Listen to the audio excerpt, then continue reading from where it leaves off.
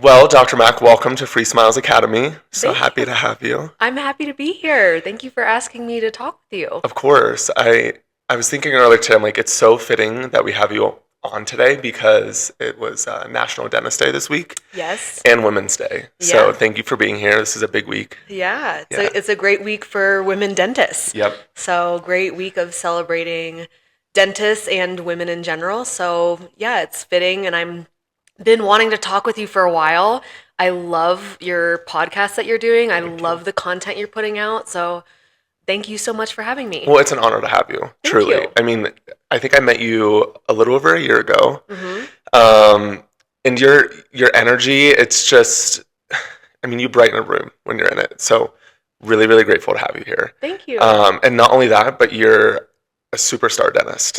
Like, so I I wanna start from the beginning. Like, okay. how did you get into dentistry? What motivated you to really become the person that you are today? Sure.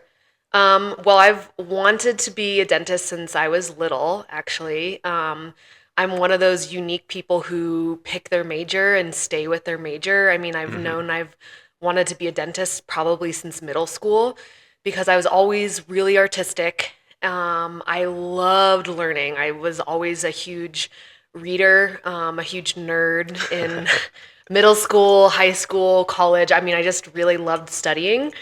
Um, and I think my dad actually put the idea in my head when I was a little girl, like, Mac, this would be a great blend of Hmm. artistry and learning, and you really like talking to people, so why not do this?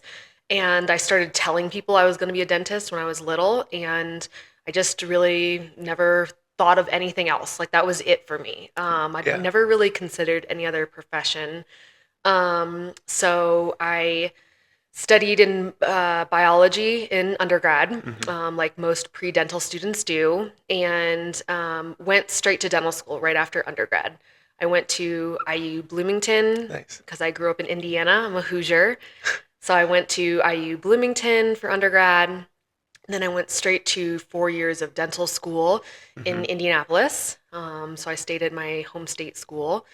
And then afterwards, I decided to do a 1 year GPR. Nice. So, for non dental people who might be wondering what that is, that's a 1 year residency program. And I did it because I wanted to start learning hard stuff. Yeah. Like I was fairly confident. I had really good exposure and a great experience in dental school, but I really wanted to learn how to do molar root canals and I Hmm. wanted to do implants and I wanted to teach or to treat really sick patients. Yep. So for me, it just made sense to do a 1 year residency program. And actually, in dental school, I wanted to do surgery at first. Like, and I think there's a lot of dental students Yep. who do. I think that's a pretty common answer. I thought it was really hard. I thought it was prestigious. I still Hmm. think that. Oh yeah. Yeah, I'm not trying to use past tense here. I still think that. But it just seemed like, the creme de la creme of Right. terms of achievement. But in dental school, I was really good at waxing and Yeah. I really liked waxing, which means making teeth out of wax. So Yep. it's just like, are you good at making teeth in real life? Like, can you see Hmm. the shape that it's supposed to be? And that requires a special type of person. And I used to go around telling my classmates, I wanted to do surgery. I was like a gunner, so to speak, wanting like to be in the top of the class.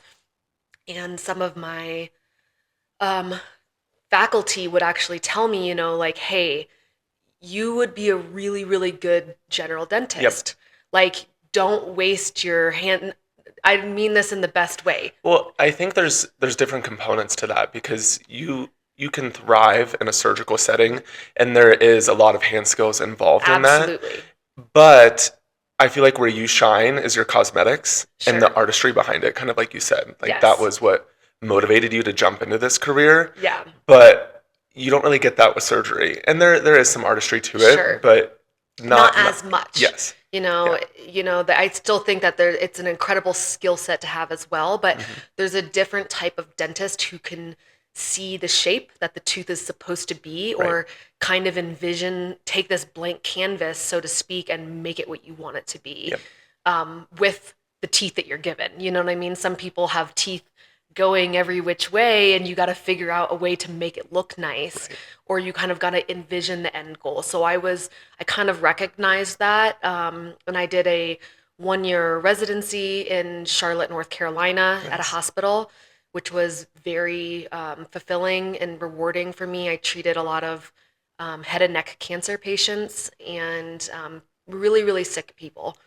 And then I met my husband in dental school. An amazing man. Amazing man. Yeah. He's the He's the best. best. Yeah, I love him. I'm biased, but he's great. I'm not, so. And he was doing oral surgery residency in Pittsburgh. Yeah. So we met in dental school.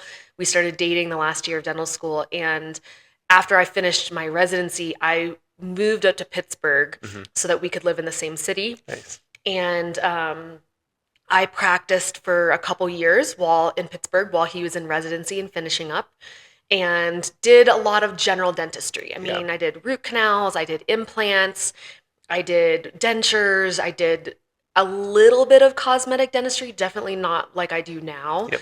but just kind of like good in, I think, insurance driven dentistry, Right. like what do the people need? What does Yep. insurance cover? And I was just going to do that.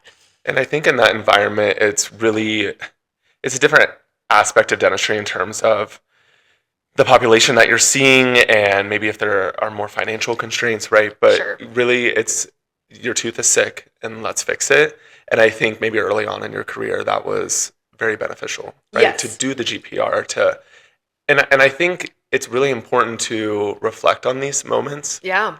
like sitting here and reflecting on, everything that you just told me.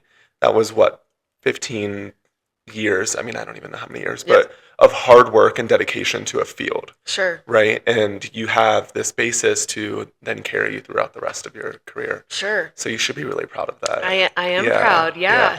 And then, we moved to Denver, and we moved because I started to really, really recognize my talents, and my artistry was starting to pull through. Yep. And we also wanted like an environmental shift too. Denver, Colorado is beautiful Yeah. and sunny. Pittsburgh is not so much. So as much as we loved Pittsburgh, we loved the people. I love Midwest people. I felt very comfortable there. I just wanted to shift my career. Yeah. And in dentistry, you can't move around all the time, No. right? Like your patients kind of it takes a couple years to build Right. up your clientele. So I didn't want to be moving. We wanted to go somewhere and stay put. Yep. So we're like, where in the country do you think that we're really gonna love? We decided on Denver. My husband Blake practices here in Denver as well, about 20 minutes north of where I do, and I practice in downtown Denver.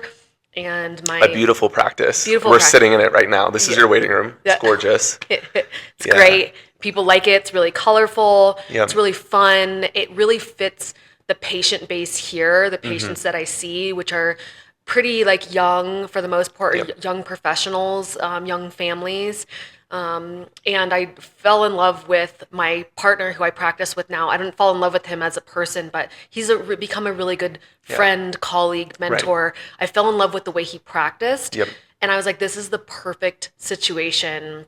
I want to join him in his group. This is just like, the stars aligned for me to join this place. It's awesome. Yeah, and he has been a great mentor for me. He continues to be. We bounce ideas off each other all the time.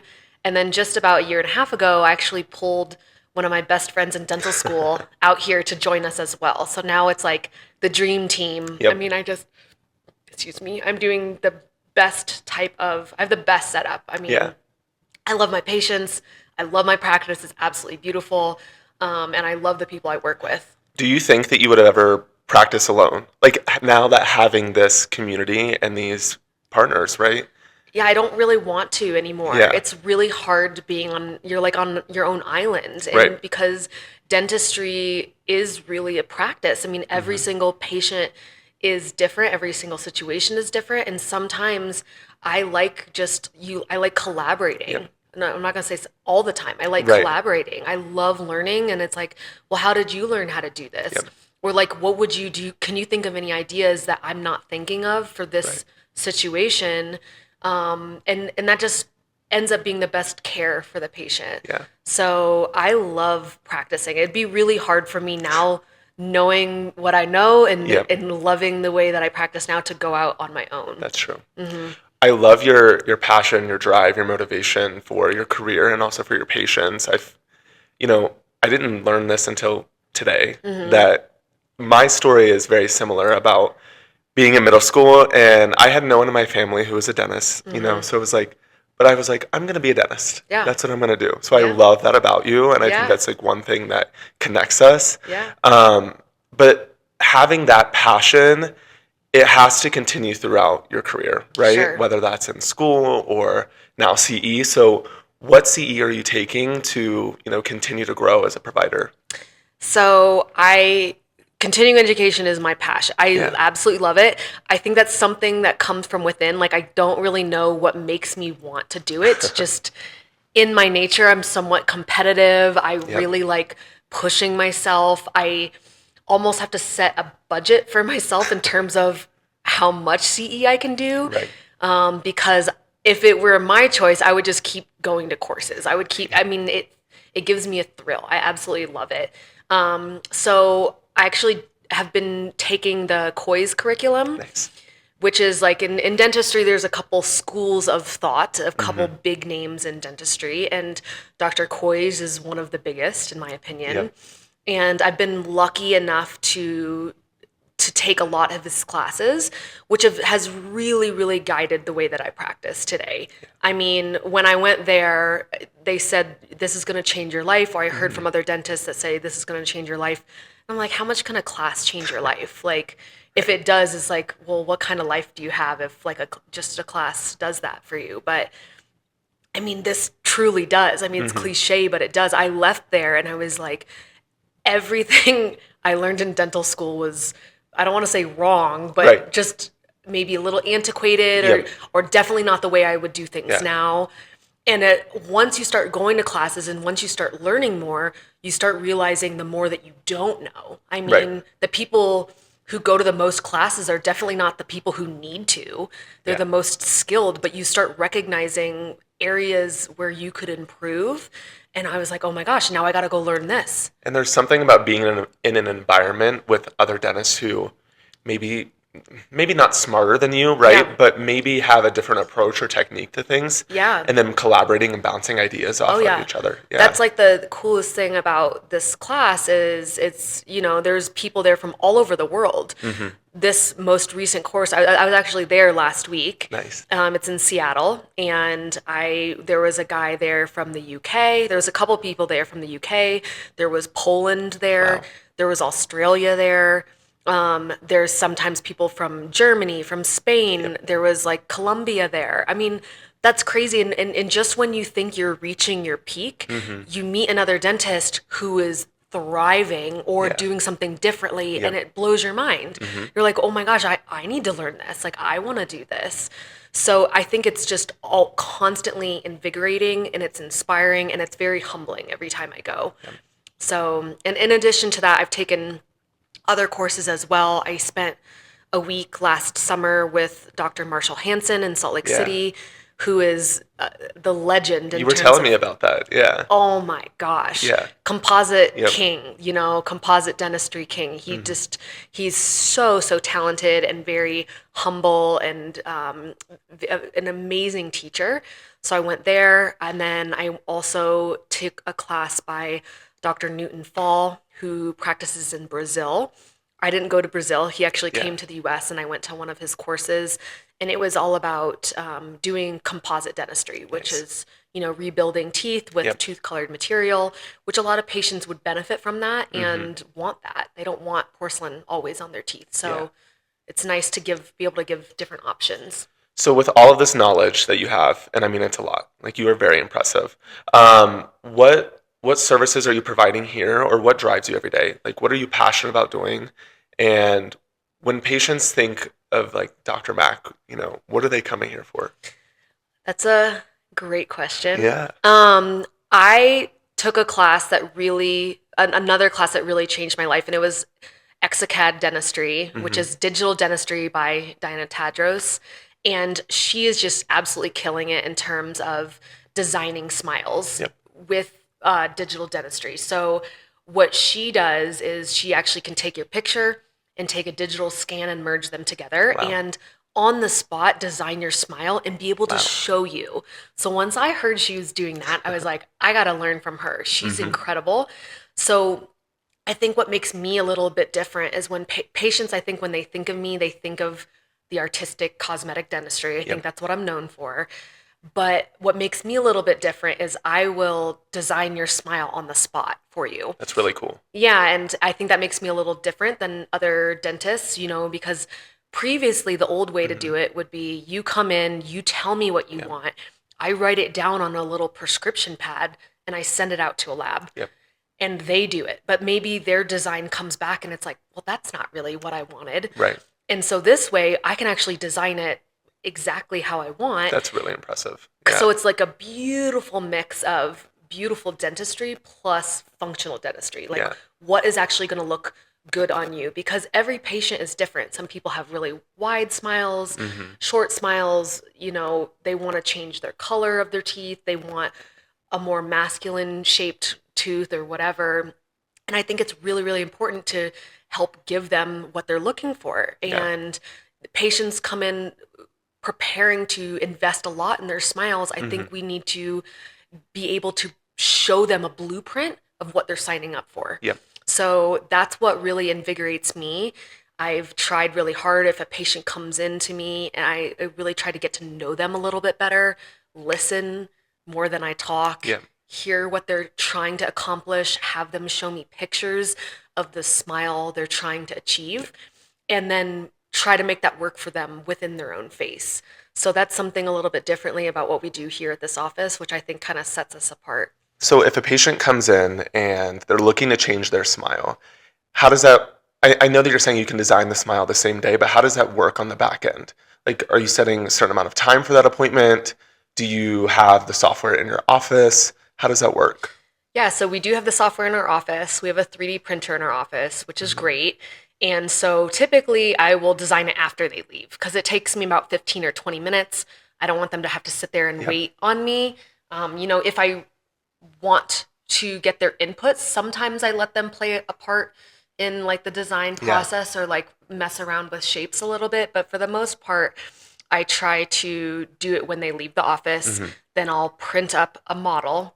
And Really then as soon as the next day, I could get the patient back in, pop it in their mouth so you can actually see what the teeth are. Oh, so they're trying it in. They're trying it in. Wow. Yeah. That's really cool. Yeah, so they're trying it in so you can actually see what the teeth are going to look like in your face, which is incredible because previously you would just see it on a model or see it on a picture. And I just think it's really, really special to be able to show that to them in their face. And then from there, either they love it or that we want to tweak it a little bit. Right. But then that's kind of my framework for what I want their smile to look like. And I'm going to use that as my guide for if they proceed with either composite bonding or veneers. Well, because there's this myth that whenever we're completing cosmetic dentistry that we have to shave a lot of the tooth structure off. Yeah. And I know that you've talked about this on your page a lot about how if we do things correctly and set up your occlusion in a way that protects the tooth, we don't have to do that. Yeah. So when you get those models back and you're designing the case, does that allow for a minimal prep? Like, what does that look like for you in terms of treatment planning? So I think a lot of times patients do need orthodontic setup prior to restorative treatment. Or if they don't necessarily want it, then they have to understand the cost of not doing the setup prior. Right. I think I heard from Dr. Coy's that every time you say no to something, you're saying yes to something else.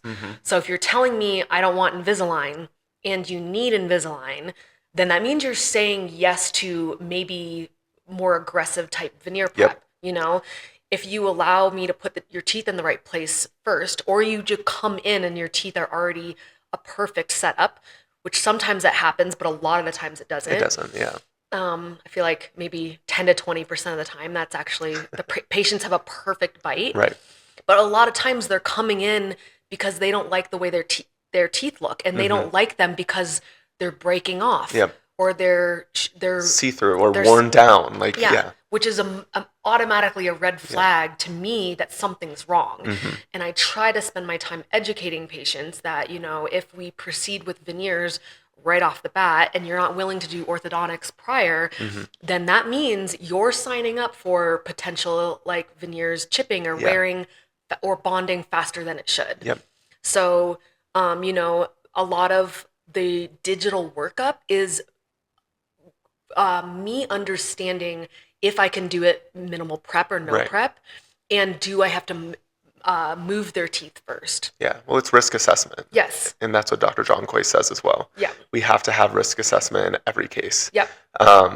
And I think one thing that you do really well is communication with patients, Mm-hmm. because, if as providers, if we're just saying, well, yeah, we can get you veneers, and we're not communicating that we may need a more aggressive prep if we don't do ortho, Sure. or that you may be back in a year or two because you chipped or fractured a veneer, Sure. then they're really upset with us. Yeah. Right. So it's our job to set them up set expectations from Sure. the beginning. Yeah, I totally agree. And I really, really believe that veneers have to be done and executed very well the very first time. You only get one set of teeth. Like, that's it. Yeah. And I have my own like little snippet on my own Instagram about this of like, if you get a bad haircut, it will grow back. Yep. If you break your leg, it will heal. Anything else on our body is repairable, Right. but the enamel will never grow back. So these people who kind of skimp on cost or don't do their research about Right. their provider of who is working on them the very first time, if they don't like it or if something goes wrong and they come to me to fix it, I only can work with what they have. Yep. So I think when patients are getting cosmetic dental work done at a very young age, very young meaning 20, 30, 40, 50, Yep. because veneers only last 15 years, maybe 20 at the very high end, but maybe 10 years at the low end. You're getting veneers done not very well at age 40. What does the dentist have to work with when you're 50 years old? And then 60. And then by the time you're 70 years old, you're in a denture. I Yep. mean, if it's not done well the very first time. So I just can't say this enough that it's so important to research your provider, ask them to see before and afters. You need to pick someone based on experience. And I tell my patients too, a veneer is not a veneer. You're paying for me. You're paying Right. for my experience, my education, my knowledge, my skill set, my artistry, not necessarily that little piece of porcelain. People kind of dumb it down to just that, but that took me years to figure out how to do that little part well. I agree. Yeah. So, when we're setting cases up for success and passing along those expectations, we want these veneers to last as long as possible, right? Sure. So how are you having patients, what does follow-up look like? And what home care recommendations are you giving them for people who do cosmetics with you? Yeah, I think a really common thing I hear is, people have veneers, they don't think they have to brush them anymore. Right. That they're like a bionic set of teeth. Which is crazy. Yeah, and it's like, these are very expensive teeth. Right. You have to take even better care of them than you did your original teeth. And so a lot of it is risk assessment. I look at the rest of their teeth. Do they have acid erosion? Are they a higher cavity risk patient? Yeah. Because that will kind of set up my recall, how often I want to see them. I want to see them at least twice a year, minimum. But if patients have higher cavity risk, I might want to see them 3 or 4 times a year. I agree. Just so I see if something is going wrong, I can catch it right away. And that I don't see them years later. Right. And then all of a sudden something's too late for me to fix it. So brushing and flossing, of course, flossing. I really think if you were willing to floss every day your veneers, those are those cases that are going to last 20 years. Agreed. The patients who don't floss every day, you might be looking more at like a 7, 8 to 10-year replacement. They're not going to last as long because they're going to start to get staining around the edges of the margins. I think patients should invest in an electric toothbrush, I think, or at least time themselves when they're Yes. using a manual toothbrush to make sure that they're doing it long enough. I think the average is like 30 seconds Yeah. that people rush for. Yeah, I think Yeah. so too. They did that study of like, hey, brush 2 minutes and Yep. then finish, tell me. And then it's like 30, 40 seconds at most. But it's crazy to me because 30 seconds whenever you're like swishing with mouth rinse, Yeah. it feels like forever. Yeah, But it then does. it does. So people correlate that with brushing. I feel like, oh, I've brushed well enough. Yeah. But you need 2 minutes, 2 full minutes. Yeah, and I think, it's to me, it's like, why are we doing the veneers? Are we doing the veneers because I am rebuilding their teeth from acidity, like breakdown, or am I just doing it because of a color change? Because those are huge, that's Yeah. two completely different types of patients. Or are they chipping and wearing everything and they're a high risk functional patient, you know? And so it kind of depends what they're presenting to me with. Not every single patient is different. And these patients are spending a lot of time and money, and I put a lot of time, Yeah. and it's my emotional investment too. I care about these patients. I think about them. So it's like, I don't want anything to go wrong either. Right. So I try to get them in frequently, as frequent as I can. So when it comes to this fun cosmetic procedures, right, there's always a story, medically with a patient, right? Sure. So if they do have that acidity or erosion, what are you looking for and how are you guiding patients to fix the issue? So I think there is a general knowledge of non-dental people that they understand what a cavity is, and they understand what gum disease is or gingivitis. They might not know if they have it or not, but they've heard those words before. And I think, unfortunately, that's what most dentists treat. That's what you're taught in dental school. Yeah. Those are the two main diseases, and that's all that exists. You figure out how to fix a cavity, and you figure out how to treat gum disease. But there's other dental diseases or conditions that exist. There's occlusal disease, which is overuse, overwear, fracture, breakdown of the tooth structure. And then there's also acidity, and which is not really taught about either in dental school. Right. And I don't think a lot of patients are aware of those conditions. And maybe a lot of times they come in and I'm the first dentist who's ever mentioned that word before.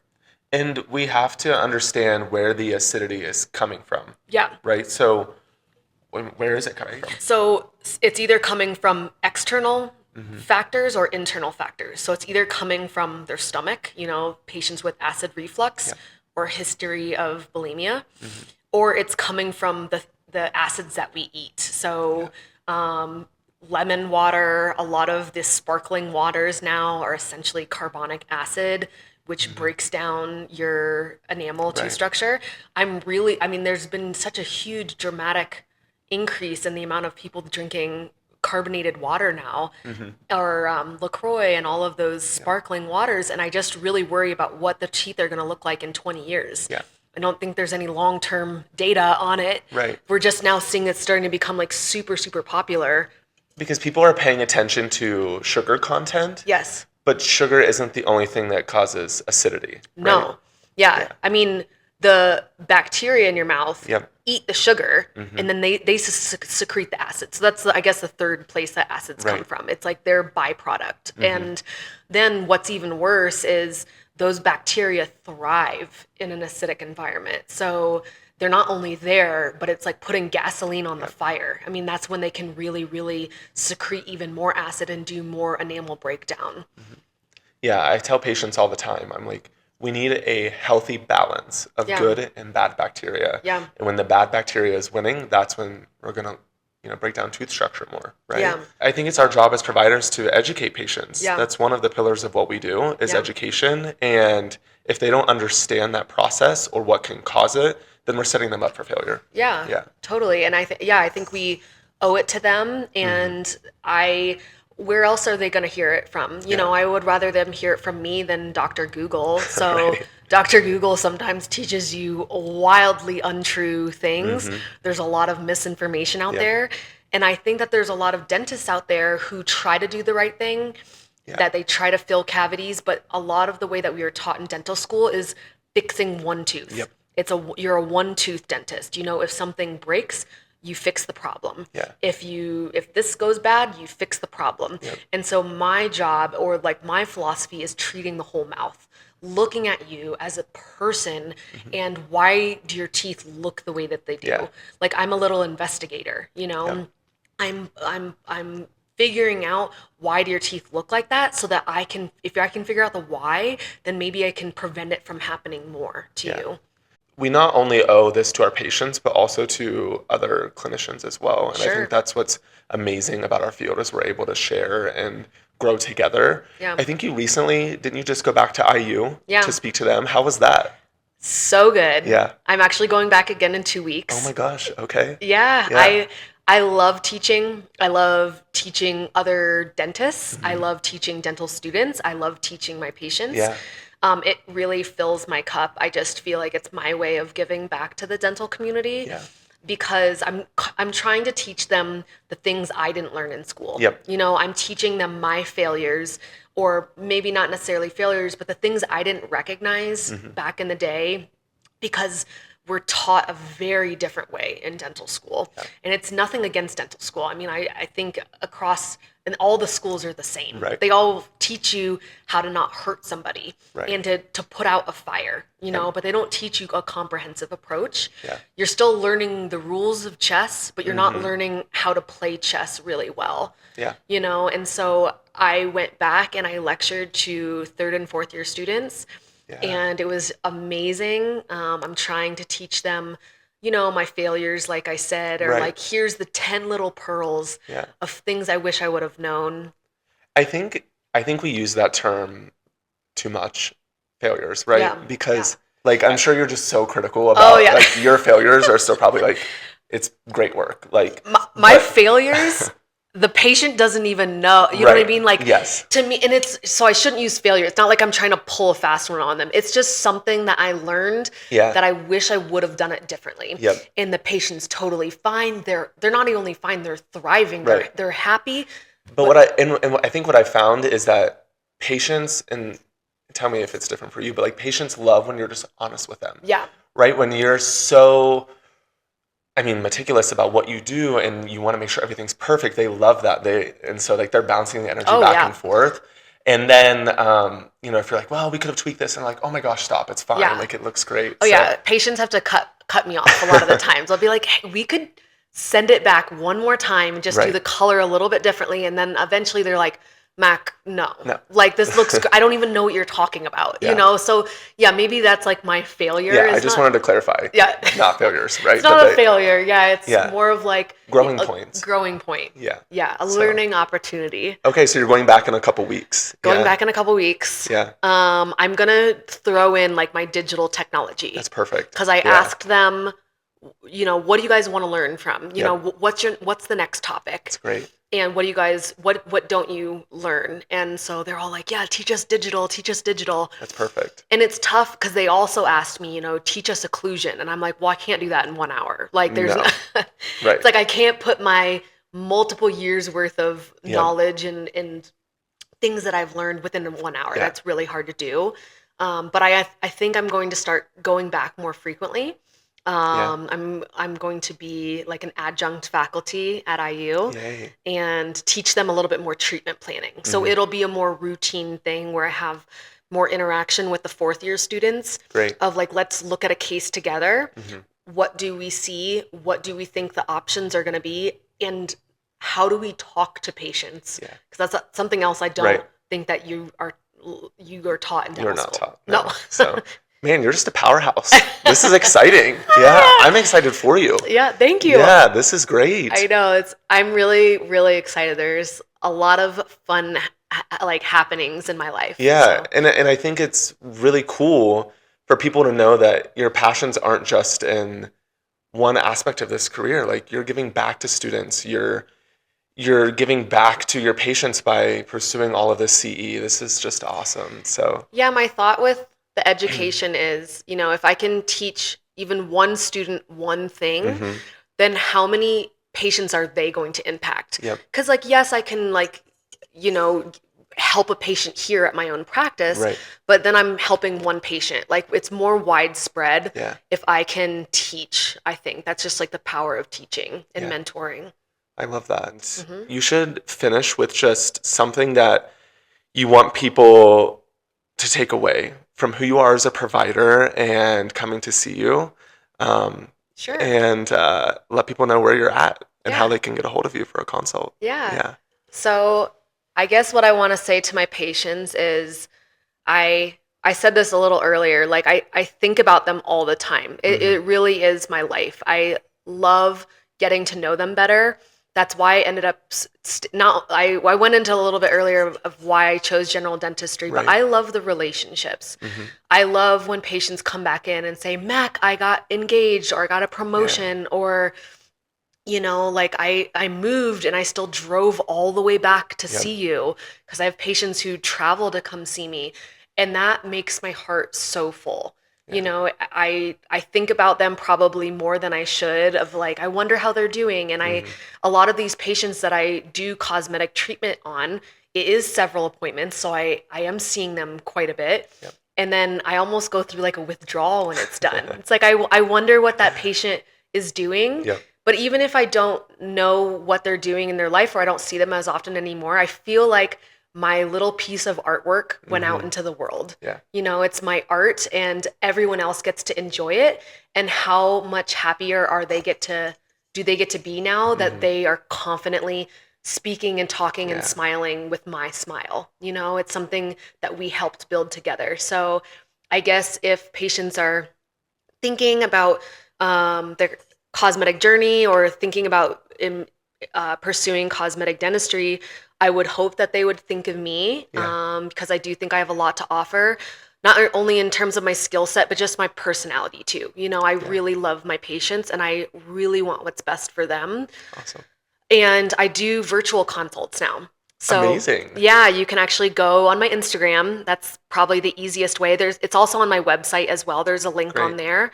But you can click the link and it Mhm. brings you to a page, and all you have to do is put your name, your email, and a selfie.